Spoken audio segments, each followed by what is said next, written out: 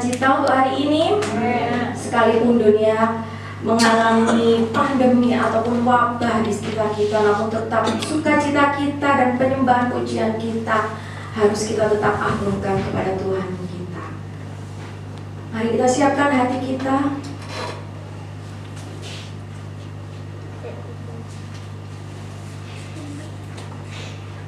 Kita mau puja Tuhan kita.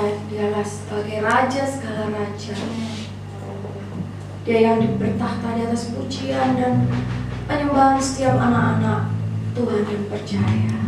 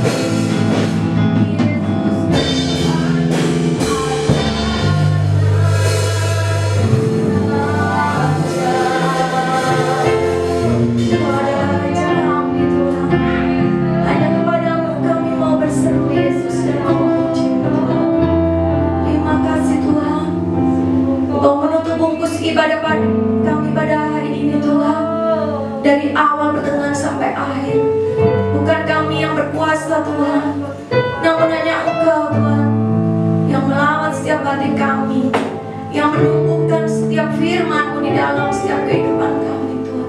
Biarlah kami jadi penyembah-penyembah-Mu Tuhan, sebagai persembahan kami yang kudus dan hidup Tuhan kepadamu Tuhan.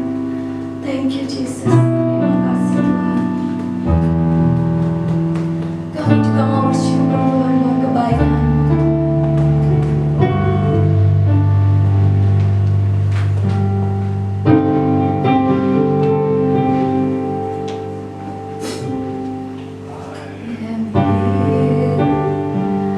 Because of your grace, I am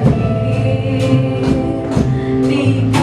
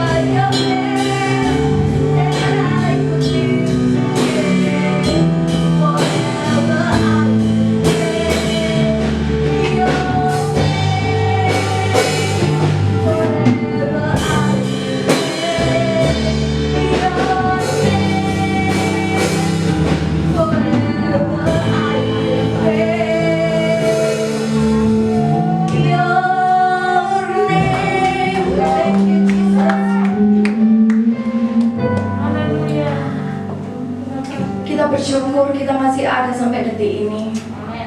Sekali saat ini adalah saat-saat yang sungguh luar biasa. Bahkan saat oksigen pun Tuhan, kami harus bersyukur Tuhan, karena betapa banyak orang di luar sana Tuhan sangat membutuhkan oksigen. Bahkan mereka membeli dengan harga yang cukup mahal. Kami sangat bersyukur di tempat ini kami bisa menghirup oksigen, menghirup nafas. Sampai detik ini kami masih menerima kemurahan.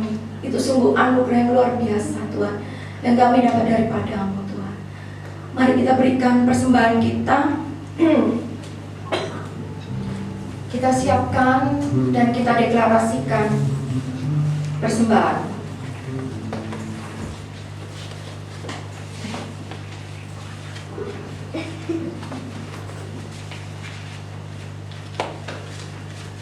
Mari kita sama-sama bangkit berdiri. Pada saat kami membawa persembahan, kami percaya pintu surga terbuka dan berkat Tuhan dicurahkan. Saya menerima bisnis, pekerjaan, sekolah, dan kuliah yang lebih baik, keuntungan, bonus, dan aset dilipat gandakan. Semua transaksi dibuat berhasil. Customer lama dan baru Tuhan datangkan. Semua pembayaran dapat dilunasi. Memiliki rumah di bumi dan di surga. Menerima hadiah, kejutan, dan penghargaan. Diberikan jodoh bagi yang belum punya pasangan. Keluarga harmonis dan tidak ada kemandulan. Semua musuh, penyakit, dan kerugian dihalau dari dalam hidupku, keluargaku, pekerjaanku, dan bisnisku. Ini adalah waktu memberi persembahan dalam nama Yesus. Haleluya. Amin.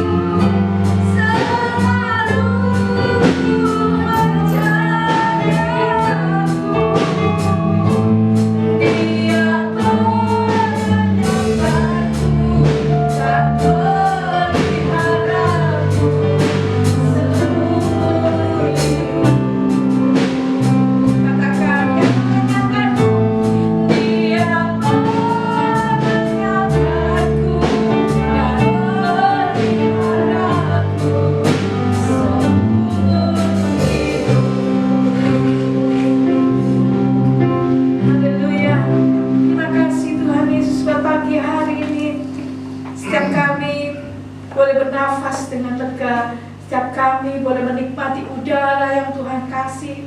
Kami percaya Tuhan, hari ini Tuhan ada mujizat-mujizat yang Kau sediakan pada setiap kami, setiap rumah-rumah yang lagi mengikuti ibadah pagi hari ini Tuhan, boleh merasakan bahwa kasih anugerah-Mu begitu luar biasa.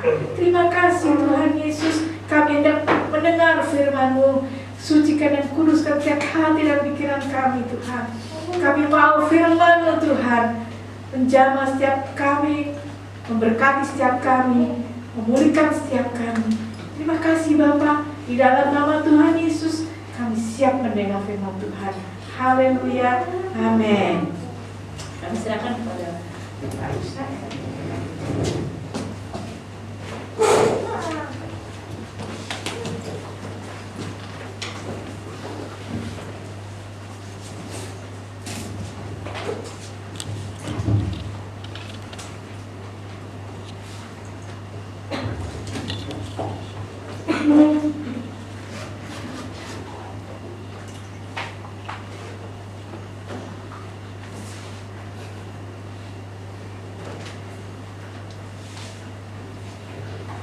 Puji Tuhan, shalom.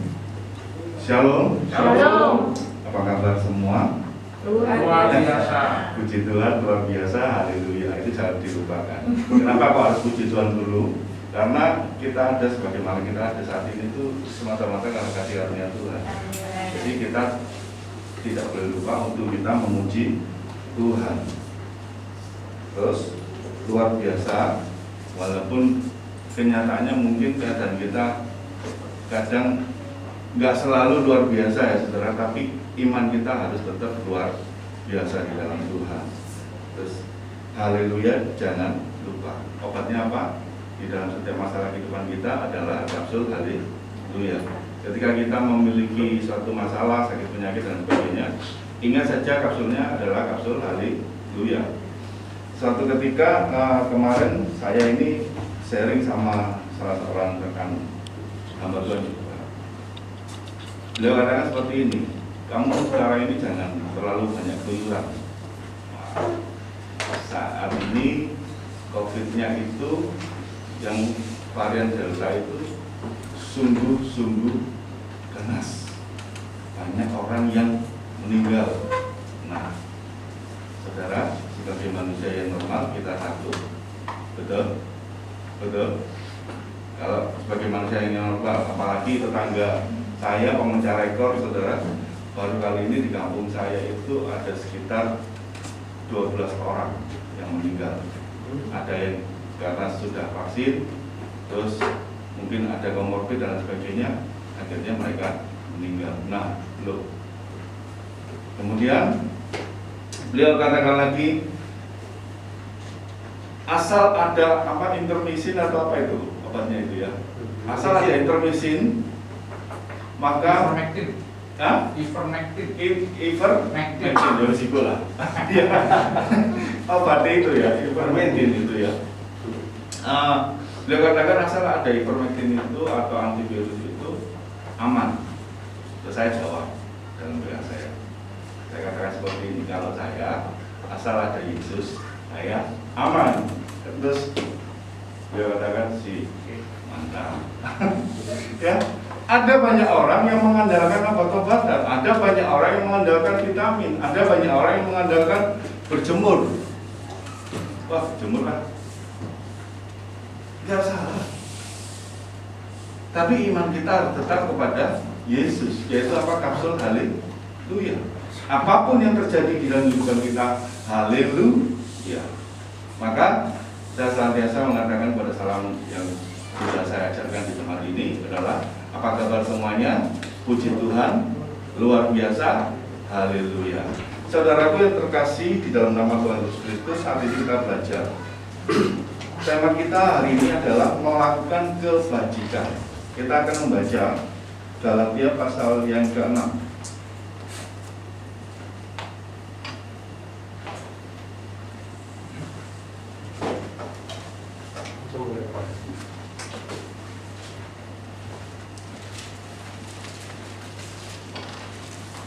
Galatia pasal yang ke-6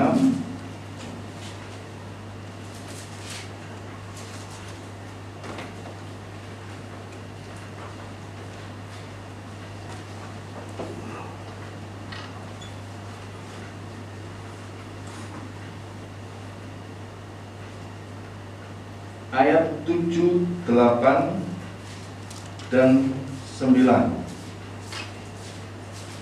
Ya, kita akan baca bergantian. Saya akan baca ayat yang ke-7, saudara yang ke-8, demikian juga seterusnya. Jangan sesat, Allah tidak membiarkan dirinya dipermainkan, karena apa yang ditabur orang itu juga akan dituainya. Sebab ia akan menuai kebinasaan dari dagingnya, tetapi barang siapa menabur dalam roh, ia akan menuai hidup yang kekal dari roh itu. Jangan kita jemu-jemu berbuat baik, sebab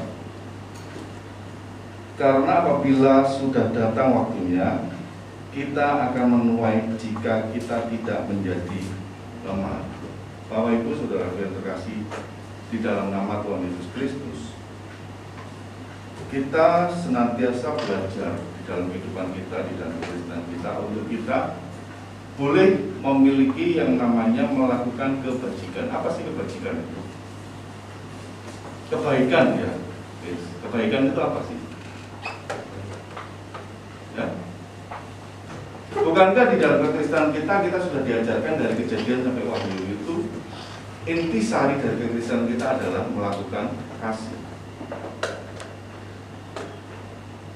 Kasih itu adalah sesuatu hal yang terbesar di dalam kehidupan kita. Ada banyak orang Kristen yang di dalam kehidupannya belajar untuk melakukan kehidupan kasih ini. Ketika kita melihat sekeliling kita, orang-orang yang ada di sekeliling kita, mereka senantiasa melihat diri kita ini, oh, Kristen itu api, oh, Kristen itu penuh kasih, oh, Kristen masa dibom gerejoi masih tetap mengasihi, masih tetap mau mengampuni, masih tetap mau memaafkan. Yang dilihat adalah tabiat kasih itu. Tapi di satu sisi yang lain, ya, kita ketemu ada orang-orang, ada sebagian orang-orang yang mengatakan seperti ini, percuma menjadi orang Kristen kalau orang-orang Kristen ini semuanya munafik, katanya penuh kasih, tetapi keadaannya berbanding terbalik dengan kenyataannya. Bahkan Mahatma Gandhi pun juga pernah kecewa dengan kekristenan. Beliau sampai mengatakan seperti ini, aku percaya sama Yesus. Yesus itu baik orang. Aku percaya sama pengajaran kekristenan itu mengajarkan tentang kasih. Tetapi ketika beliau berada di sebuah gereja, beliau mau duduk di depan, dikatakan kamu cocoknya duduk di belakang. Hanya tentang peristiwa itu, saudara. Maka Mahatma Gandhi mengatakan kekristenan adalah cuma omong kosong orang-orang Kristen.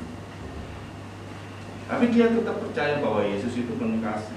Dia tetap percaya bahwa pengajaran Yesus itu adalah pengajaran yang tentang kasih. Tetapi kenyataan di lapangan, orang-orang itu menjadi batu sandungan. Kenapa seperti itu? Dan ada banyak orang-orang Kristen juga yang senantiasa berusaha untuk tetap melakukan kasih itu. Dan saya bersyukur masih ada banyak orang-orang yang saya temui, yang ada di tempat ini pun juga mereka melakukan yang namanya kasih. Dan kasih itu bermacam-macam, saudara. Dalam arti bermacam-macam seperti gini.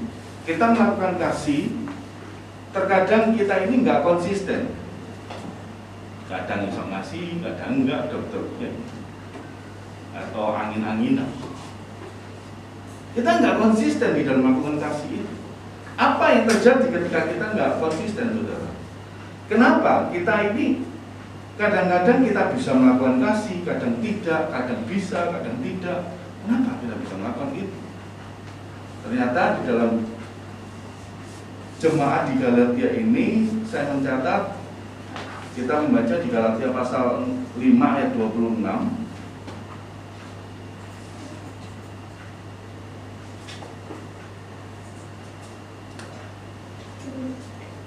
Ya, Janganlah kita gila hormat, janganlah kita saling menantang dan saling mendengki. Kadang-kadang konflik, kadang-kadang satu permasalahan yang diizinkan Tuhan untuk terjadi di dalam kehidupan kita terhadap sesama kita, itu yang membuat kasih kita ini menjadi kendor.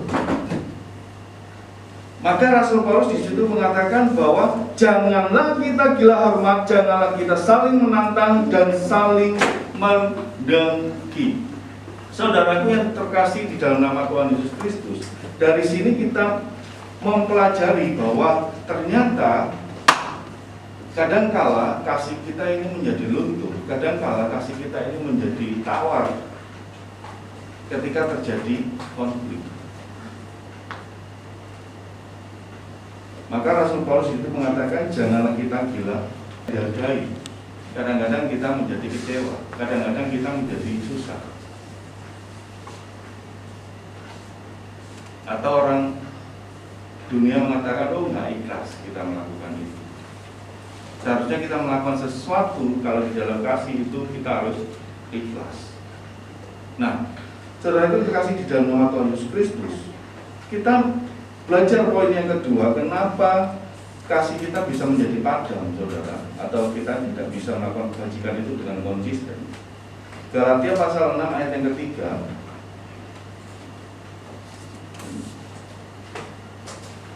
Sebab kalau seorang menyangka bahwa ia berarti, padahal ia sama sekali tidak berarti, ia menipu dirinya sendiri. Poin yang kedua yang membuat kasih kita ini menjadi hamba satu sama lainnya adalah ada sebagian orang, ada sebagian jemaat yang menganggap dirinya ini lebih penting, lebih baik daripada orang lain. Oh, aku lebih baik daripada orang itu. Oh, aku lebih pintar dari orang itu. Oh, aku lebih rohani dari orang itu. Nah, pernyataan ini yang membuat kasih kita ini menjadi hambar. Ketika kita menganggap orang lain itu lebih rendah dari kita, ketika kita menganggap orang lain itu lebih bodoh dari kita, maka kita akan menjadi sombong. Maka tidak salah, di dalam komunitas-komunitas di gereja itu ada gap-gapan, saudara. Tahu gap-gapan? Ya, gap-gapan tahu? Kelompok-kelompok, saudara. Di kota-kota, oh ini kota orang-orang kaya, oh ini kotanya orang-orang miskin, oh ini kotanya orang-orang cantik, orang-orang ganteng. LE sih nyebar aja, saudara. Bisa ngumpul, ya. Nek cantik kumpul cantik wajar, ganteng kumpul ganteng wajar, saudara. Tapi nek elek seharusnya nyebar aja, saudara. Jadi jangan ngumpul lagi, tambah ketahuan. Ya, saudaraku yang terkasih di dalam nama Tuhan Yesus Kristus, ketika ada dua hal ini, ada konflik dan ada salah satu atau salah seorang jemaat merasa dirinya ini lebih baik, lebih pintar, lebih daripada segala-galanya, daripada orang lain, maka inilah yang akan menimbulkan konflik-konflik di dalam jemaat, sehingga jemaat ini tidak bisa saling melakukan kebaikan bersama, saling menghormati, saling mengampuni, saling memotivasi, saling membangun, saling mendoakan. Gak bisa, saudara. Kalau kita saling sombong satu sama lain, gap-gapan, oh ini kelompoknya orang-orang yang kaya, ini kelompoknya orang-orang yang miskin, ini kelompoknya orang-orang yang cantik, itu tadi kelompoknya orang-orang yang ganteng, dan yang jelek nyebar, maka yang jelek itu kasihan, saudara. Mereka akan tersisihkan. Nah, lantas apa yang harus kita lakukan supaya kita bisa terus mengasihi orang lain? Alkitab yang sudah kita baca tadi mencatat ada 3 rahasia supaya kita bisa mengasihi orang lain. Yang pertama adalah menjaga pikiran kita dari kesesatan. Galatia pasal 6 ayat yang ke-7 tadi.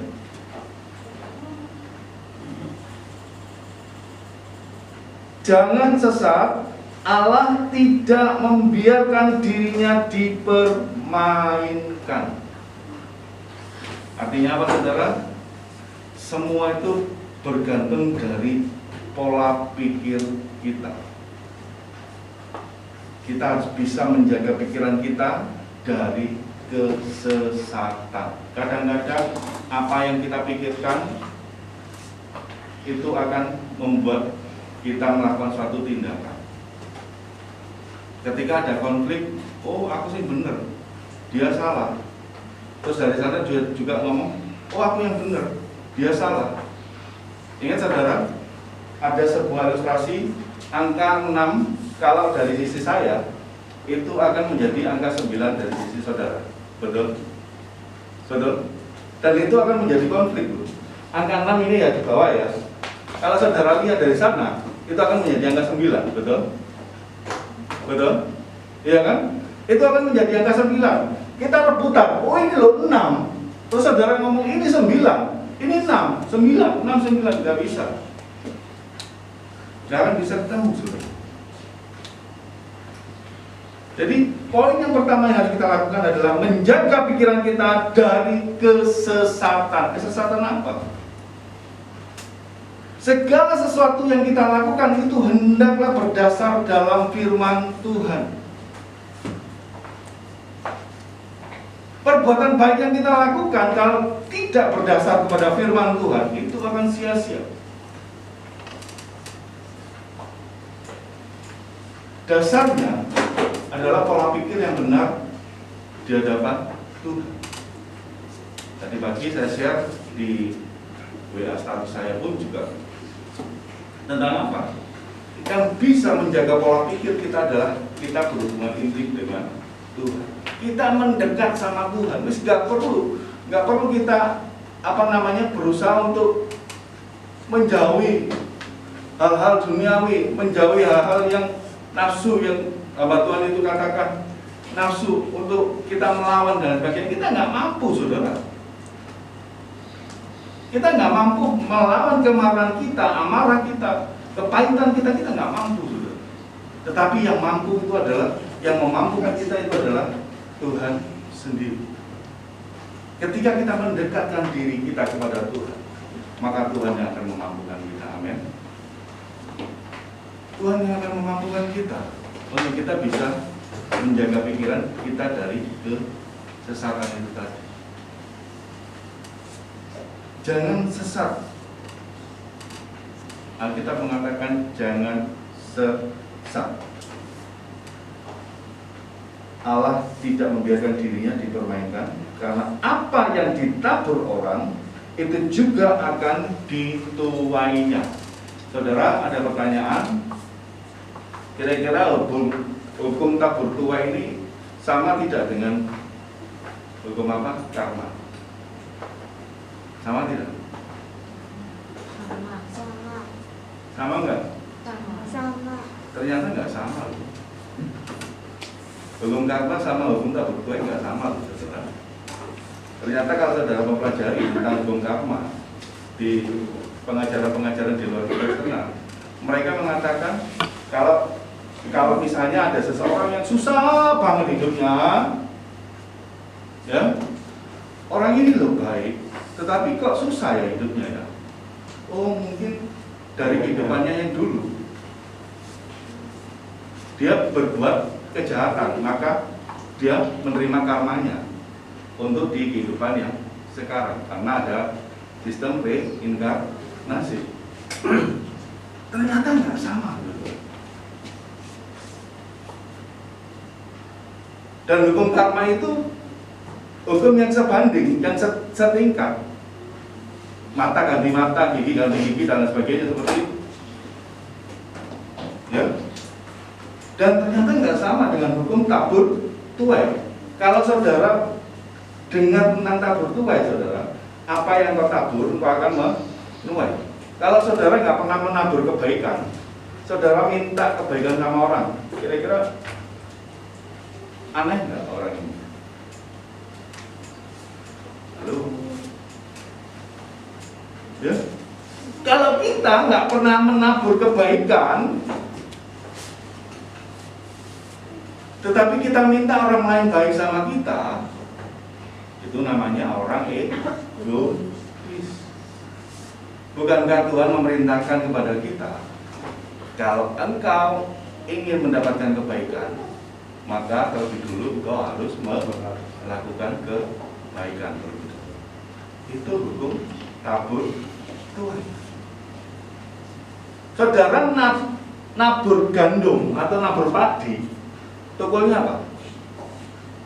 Itu lagunya jadi kumpul. Tandur pari, jemput tukule, malah sudah duduk saudara. Kalau nandur pari ya tukul pari saudara, betul? Menanam pohon mangga berbuah apa? Pohon pisang. Durian. Berbuah durian, luar biasa. Saya umur saudara 30 tahun saya tinggal di Manuan itu, di sebelah rumah saya itu pohon mangga ya saudara ya. Saya tunggu kok nggak ada durian ya, kok nggak ada pisangnya ya. Ya nggak ada pohon mangga ya, berbuahnya mangga. Dan berbuah durian seperti Pak Lukas tadi katakan, nggak mungkin saudara. Ya, itu adalah hal yang mustahil. Nah, saudaraku yang terkasih di dalam Tuhan Yesus Kristus, menjaga pikiran kita dari kesesatan itu juga berbicara seperti ini, saudara. Berbicara tentang apa yang kita pikirkan, tentang apa yang kita miliki di dunia ini, itu lebih banyak kita gunakan untuk kemuliaan Tuhan atau kita gunakan untuk kemuliaan kita sendiri.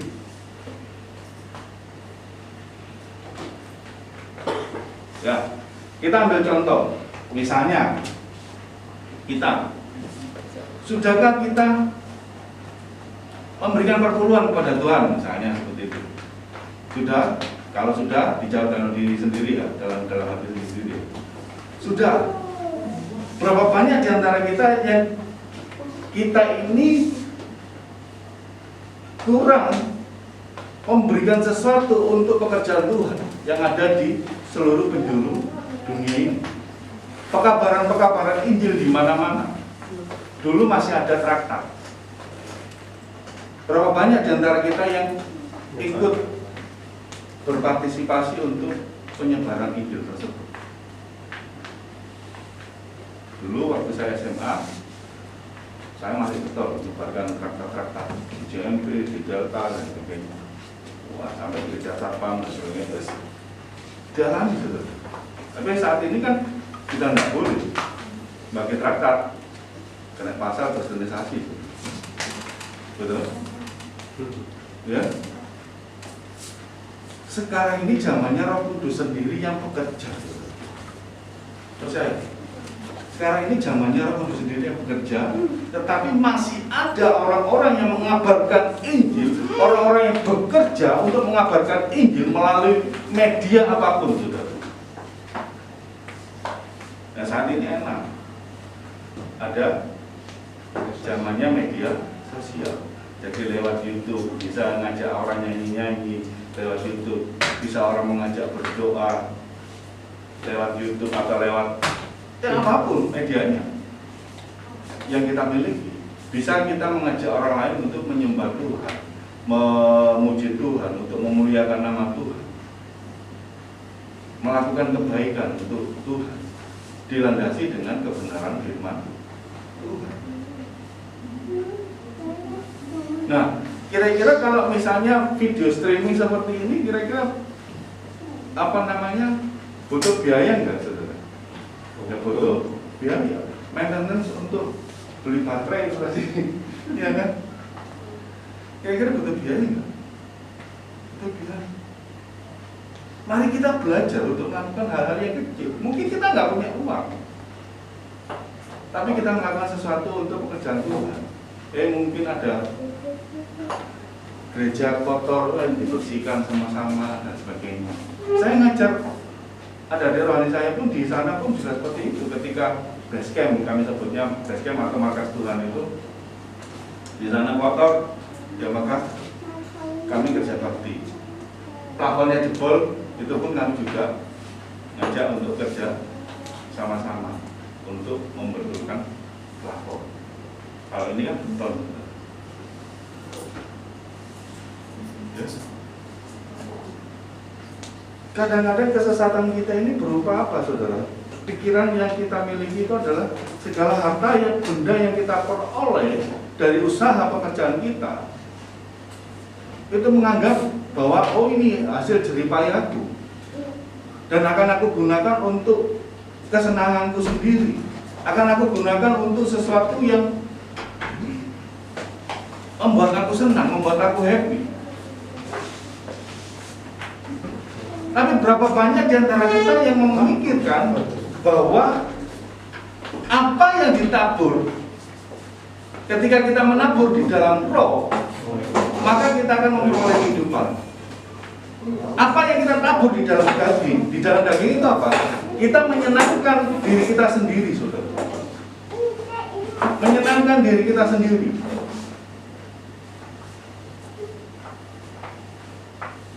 Dan ketika saya mengetahui kebenaran ini, saya pun juga belajar. Oh, ternyata di dalam kehidupan saya masih kurang di dalam untuk saya memberikan sesuatu untuk pekerjaan Tuhan yang ada di pedalaman-pedalaman yang ada di desa-desa. Kalau dulu saya nggak punya apa-apa, saya pelayanan sampai ke Manado, sampai ke Kalimantan, sampai ke mana? Tanah Toraja, Palopo dan sebagainya. Tapi sekarang Tuhan izinkan untuk saya memiliki semuanya. Buru-buru mau ke Palopo, buru-buru mau ke Toraja dan sebagainya, sampai Papua dan sebagainya. Diundang ke Pati itu aja loh, saya mikir, waduh.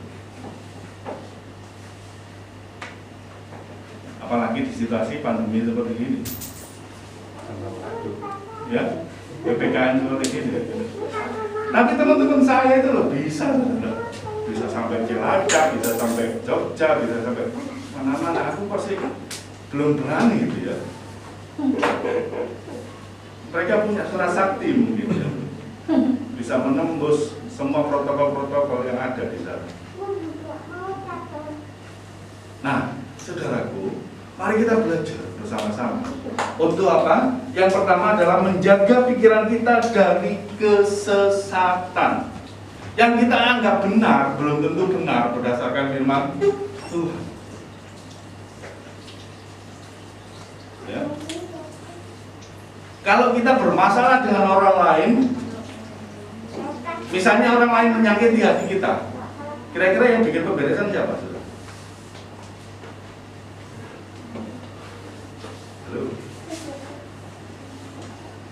Dhek kok sing nyakiti aku, ya kudu dhek sing ngoro kan. Jalur sepuro kan. Berapa banyak kita katakan seperti itu. Tetapi firman Tuhan mencatat, kalau kamu ingin dihormati orang lain, kita terlebih dahulu memberi hormat. Kalau ingin dimaafkan orang lain, kita harus memaafkan orang lain. Saudara, ketika saya mengajar salah satu adik rohani saya tentang meminta maaf walaupun di posisi yang benar, itu enggak gampang. Saya pun juga meminta maaf di posisi yang benar itu enggak gampang. Ada di rohani saya, mereka ada yang katakan, Mas, ternyata orang yang saya mintai maaf, yang sudah menyakiti hatiku itu malah ngenyek aku ya. Apa kau minta maaf ibu? Gak perlu. Nah, ada penghinaan-penghinaan dan sebagainya. Itu adalah melatih diri kita untuk kita semakin rendah hati lagi, semakin kita memberikan maaf. Firman Tuhan katakan, berdoalah untuk orang-orang yang menganiaya kamu. Kejahatan harus dibalas dengan apa, saudara? Dengan kebaikan. Firman Tuhan loh itu, bukan saya loh yang mengatakan itu. Jadi jangan sesat. Kadang-kadang orang yang menyakiti hati kita dihitung 1, 2, 3, selesai. Ada durasinya. Padahal firman Tuhan katakan apa, saudara? Berapa kita harus mengampuni? 70 kali 7 kali. Saudara, Coba diingat-ingat. Anak kita, orang tua kita menyakiti hati kita berapa kali dalam satu hari? Itu. Berapa kali? Ada 490 kali. 70 kali 7, 490 ya? 490. Hitungin guys, anakmu kira-kira menyakiti hatimu itu berapa kali? Orang tuamu menyakiti hatimu itu berapa kali? Sudah ada 490 kali belum? Itu ditambah lagi ada kali. Artinya sesuatu yang tak terhingga. Kasih itu tak terbatas. Tapi kadang-kadang kita yang memberi batasan.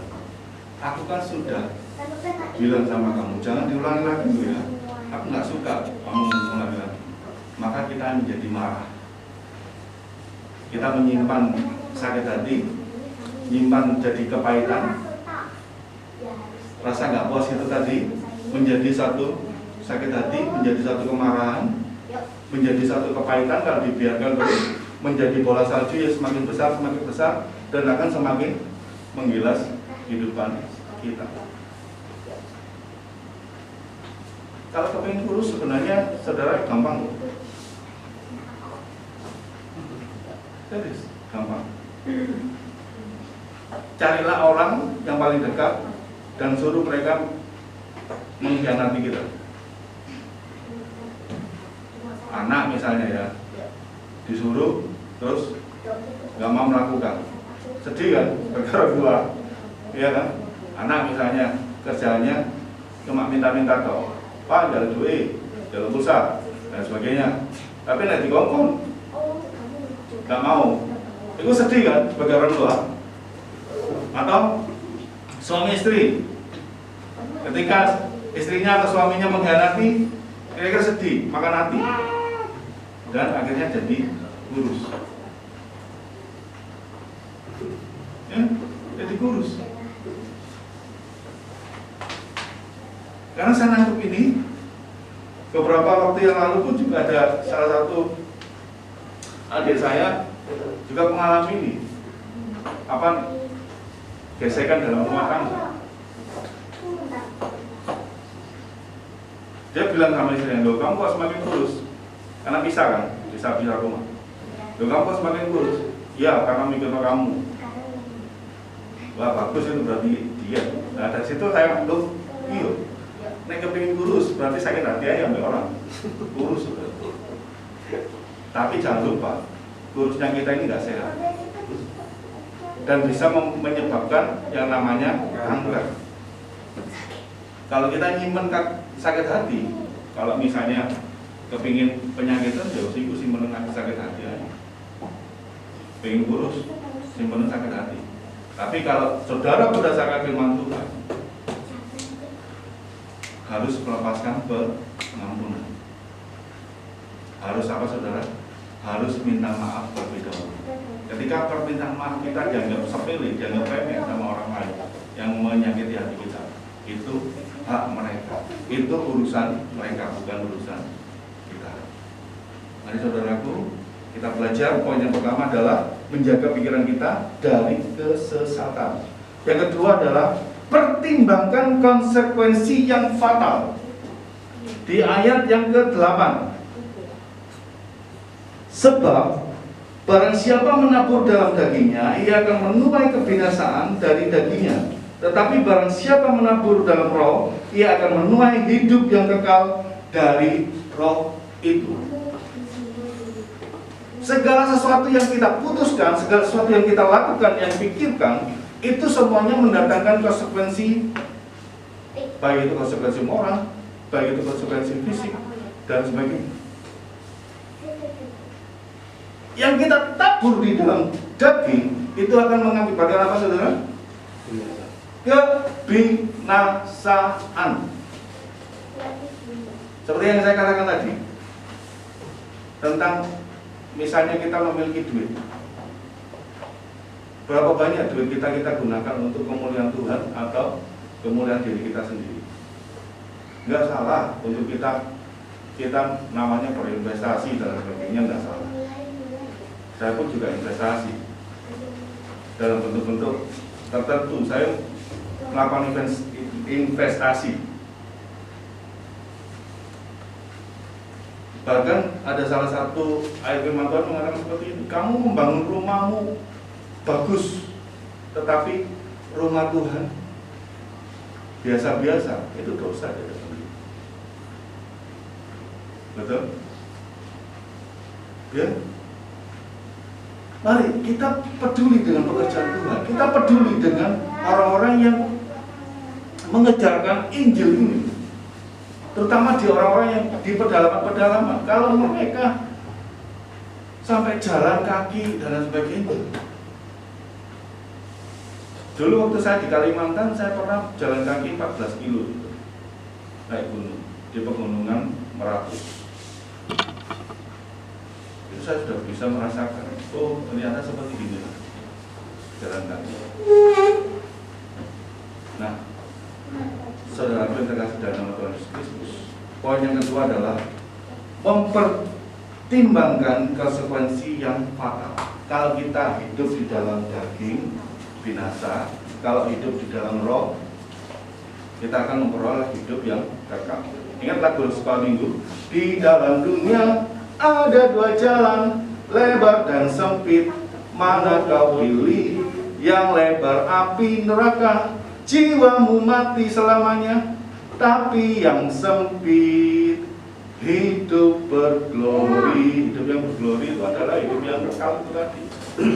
Memerintah bersama-sama dengan Ratu Adil, yaitu Yesus Kristus. Ya, bukankah Yesus Kristus adalah Ratu Adil itu yang akan menghakimi orang-orang yang hidup dan yang mati?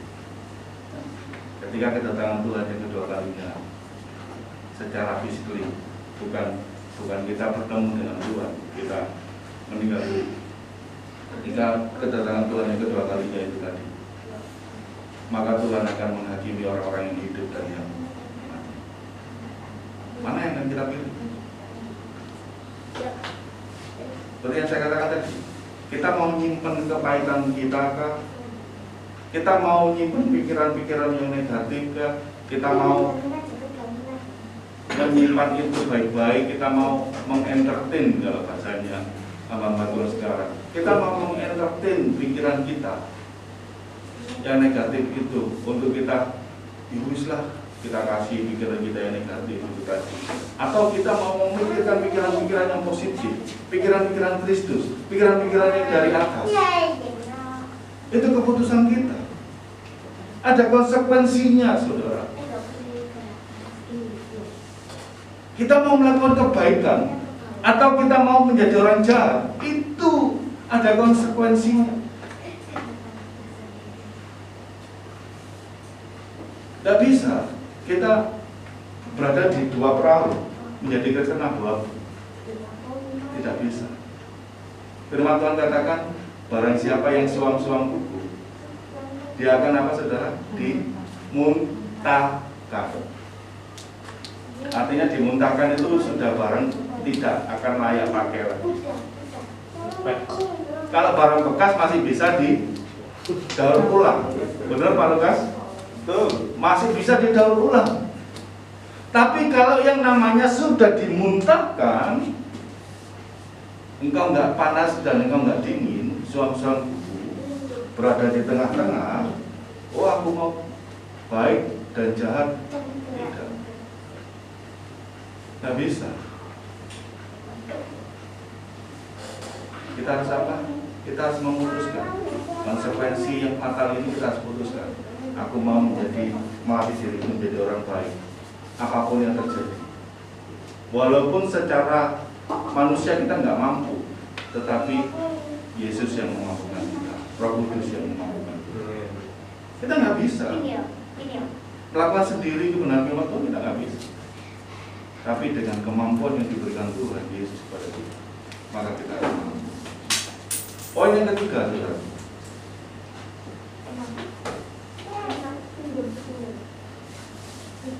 menanti upahnya dengan sabar. Galatia pasal yang ke-6 ayat 9 dan ke-10.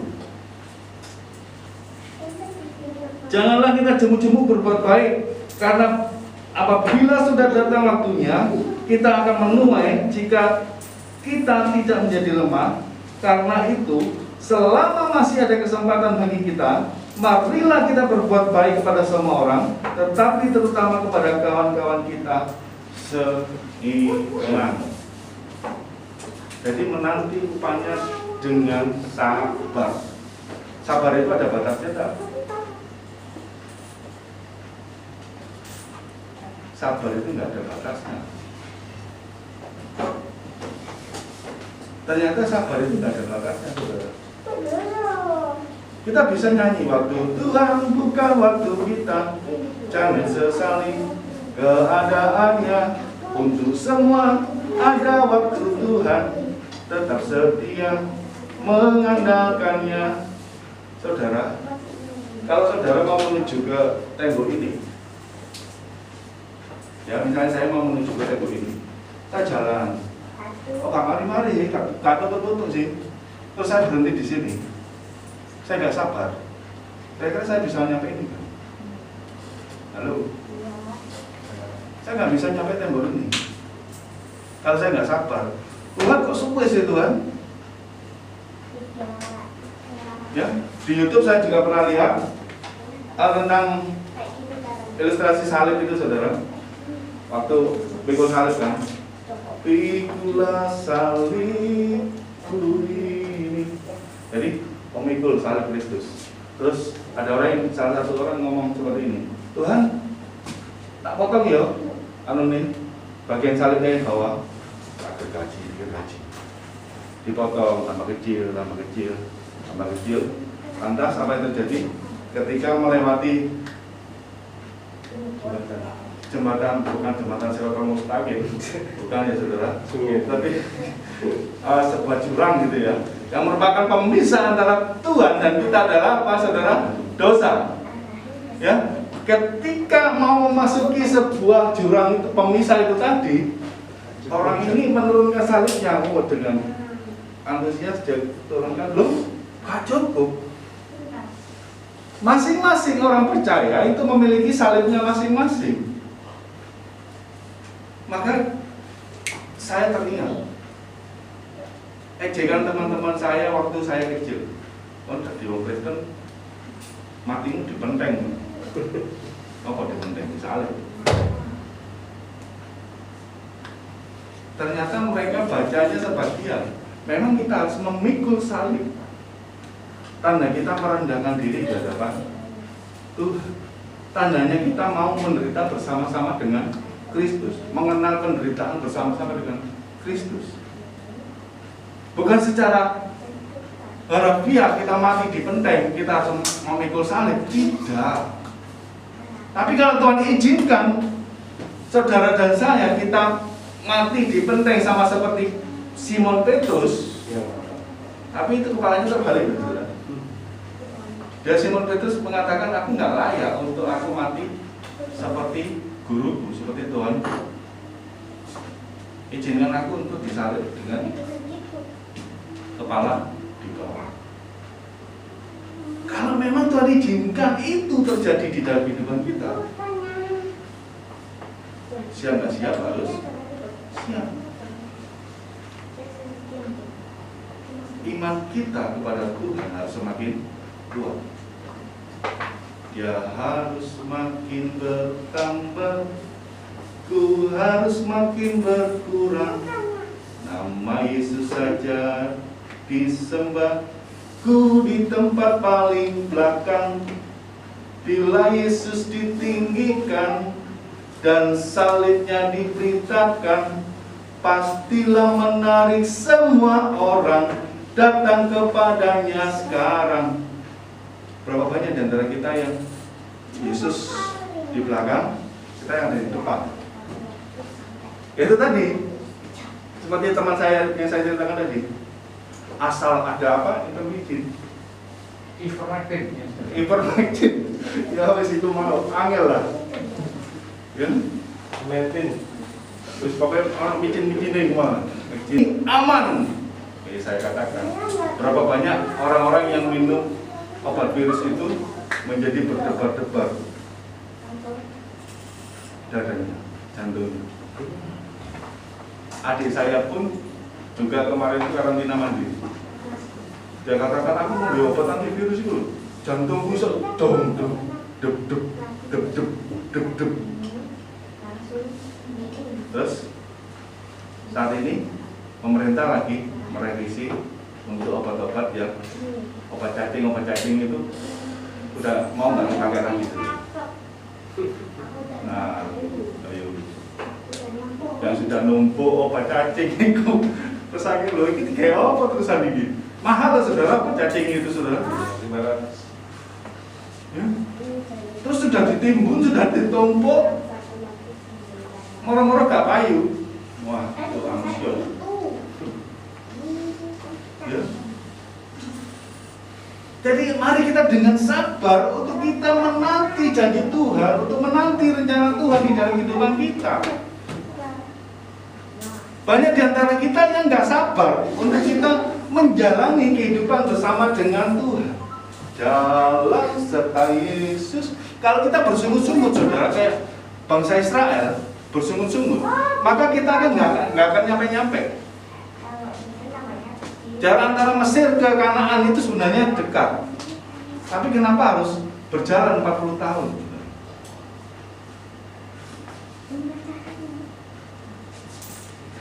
Kalau kehidupan kita dipenuhi dengan sungut-sungut itu tadi, menggerutu terus, bersungut-sungut terus. Kita nggak pernah mengucap syukur, kita nggak pernah bersyukur, kita nggak pernah memuji Tuhan. Maka kita nggak akan nyampe-nyampe, saudara, dengan rencana Tuhan. Ayo kita melatih diri kita untuk kita apa itu tadi, menanti upahnya dengan sabar. Apa 3 poin tadi? Untuk supaya kita bisa tetap mengasihi orang lain. Yang pertama apa saudara? Menjaga pikiran kita dari kesesatan. Yang kedua adalah mempertimbangkan konsekuensi fatal. Kalau kita nggak melakukan kebaikan, kita menabur dalam daging, kita akan menuai kebinasaan. Kalau kita menabur dalam roh, kita akan menuai hidup yang kekal. Dan poin yang ketiga adalah menanti upahnya dengan sabar. Segala sesuatu itu pasti ada upahnya. Ada mahkota kehidupan. Mahkota kehidupannya itu nggak akan mungkin kedodoran. Sudah diukur, semua sudah ada ukurannya masing-masing. Ya. 2 hari yang lalu diizinkan Tuhan, saya yang sering kali bantu pelayanan di tempat kami yang ada di Sidoarjo dipanggil Tuhan dan harus dimakamkan secara protokol kesehatan, secara apa namanya, kalau bisa dikatakan secara COVID. Terus semua keluarga bilang terus gak usah ke sana, gak usah ke Sidoarjo, untuk malah dressing untuk tambah susah.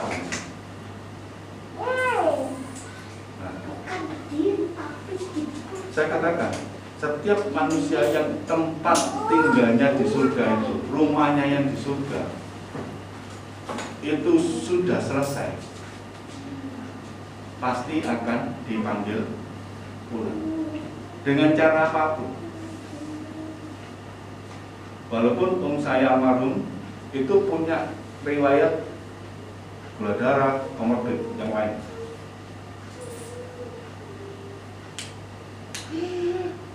lewat media apapun kita bisa dipanggil pulang sama Tuhan. Kalau rumah kita sudah selesai, tugas kita di dunia sudah selesai, kita bisa dipanggil pulang.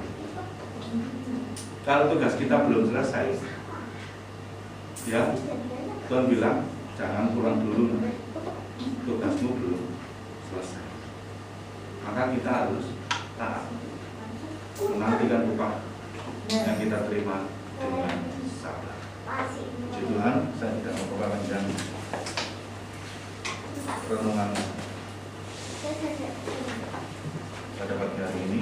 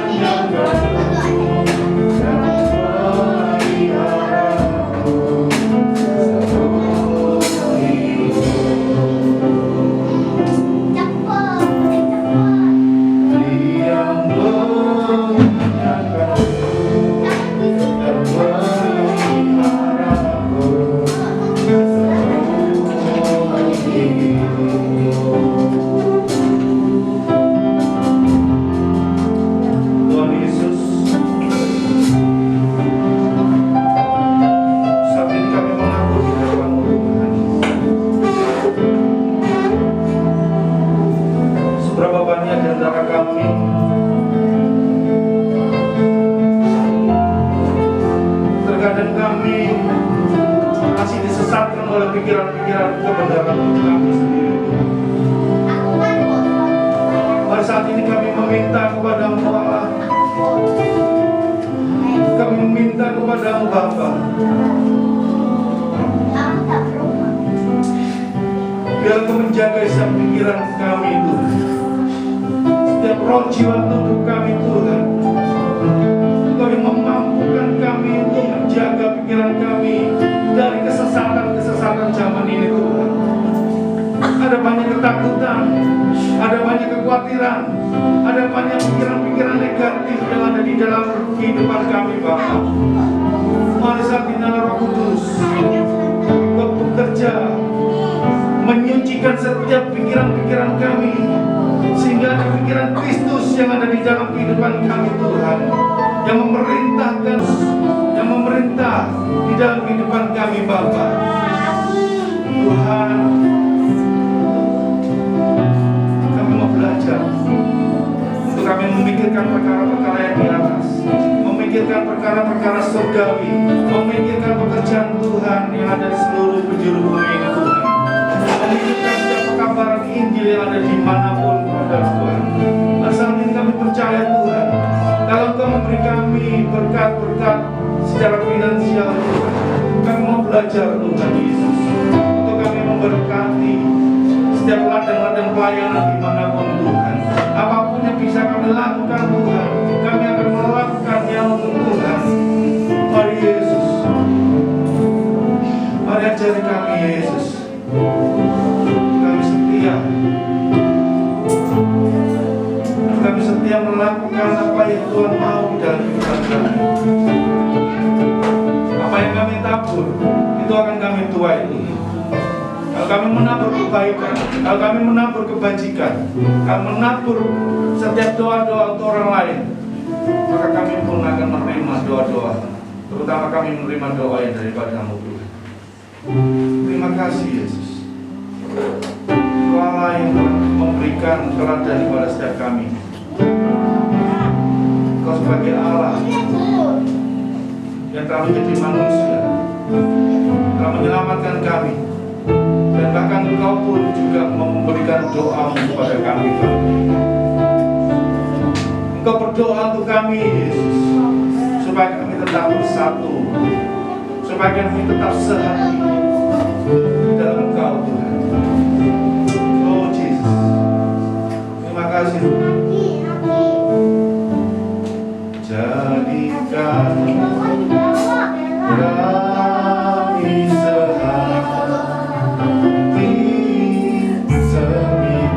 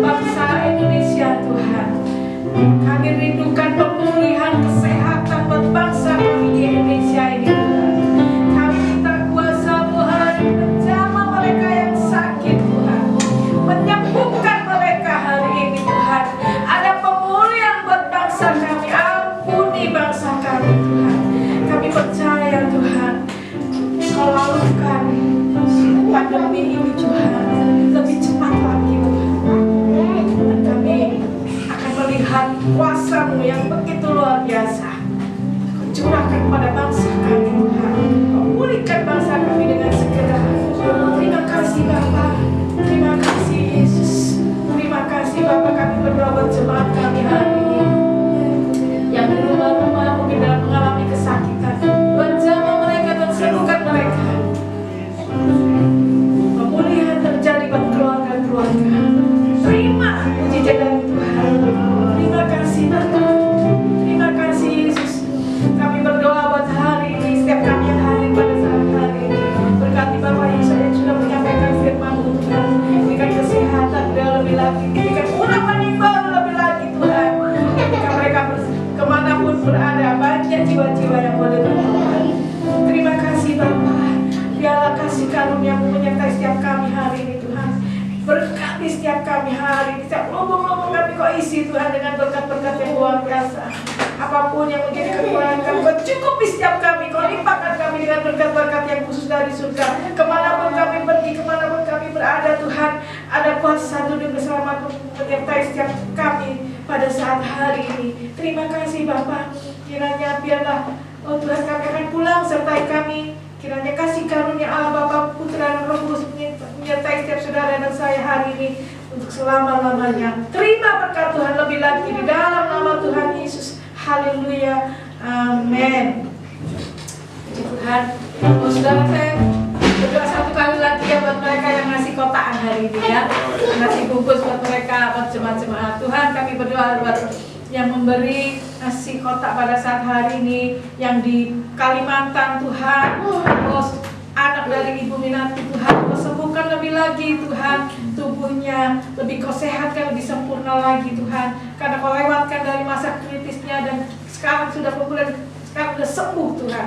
Kami percaya keluarga dan anak-anaknya Ernie Hope yang semuanya Tuhan Kau jagai, Kau sertai Tuhan, anak-anaknya semuanya, Ibu Minati juga Tuhan sertai Tuhan, jagai Tuhan, berikan kesehatan lebih lagi di dalam nama Yesus. Berkati dia, sucikan, kuduskan Tuhan, nasi yang dibawa pada saat ini menjadi kesehatan buat setiap kami. Di dalam nama Yesus kami mengucap syukur. Haleluya.